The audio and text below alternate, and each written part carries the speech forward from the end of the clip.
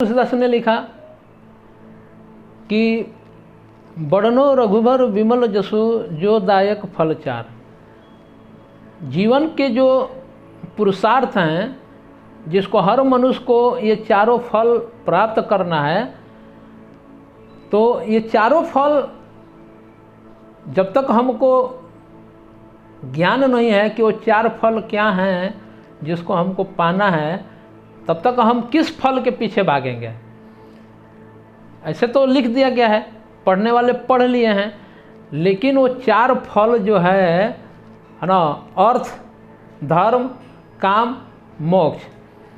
तो मैंने जब तक गुरु के पास मैं नहीं गया था तो अर्थ का मतलब मैं यही समझता था कि ये संसार का जो रुपया पैसा सोना चांदी यही अर्थ है।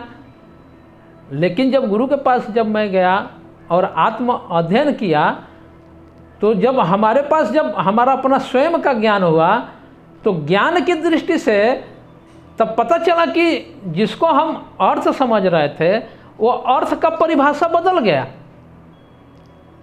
अर्थ जिसको हम धन कहते हैं, तो धन जो है हमारा, जब आपको ज्ञान जब होगा तो ज्ञान की दृष्टि से जब देखेंगे तो सबसे करीबी रहने वाला आपका अपना शरीर है। तो साधन जिसको बोलते हैं, गोस्वामी तुलसीदास ने लिखा है कि बड़ी भाग मनुष्य तन पावा, सुर दुर्लभ सद ग्रंथ न गावा, साधन धाम मोक्ष कर द्वारा, पाई न जे परलोक सवारा। कहते हैं कि साधन मन सबसे करीबी और जीवन में उपयोगी धन है तो ये शरीर है, और ये शरीर बहुत भाग से मिला है।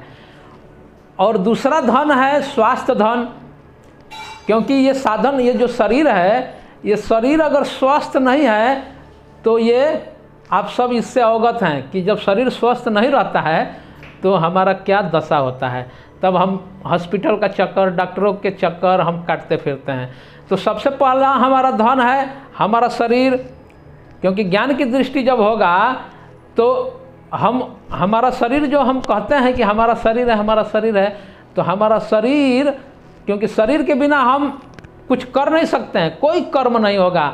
हम अपने ज्ञान से, अपने मन से हम विचार कर सकते हैं, हम तरह तरह की कल्पनाएं कर सकते हैं, सपना सजा सकते हैं, लेकिन उस सपना को सच करने के लिए, उस सपना को साकार करने के लिए ये शरीर की ज़रूरत है। और शरीर तभी काम करेगा जब ये स्वस्थ रहेगा। तो कहते हैं कि सबसे पहला जो हमारा धन है ये शरीर है।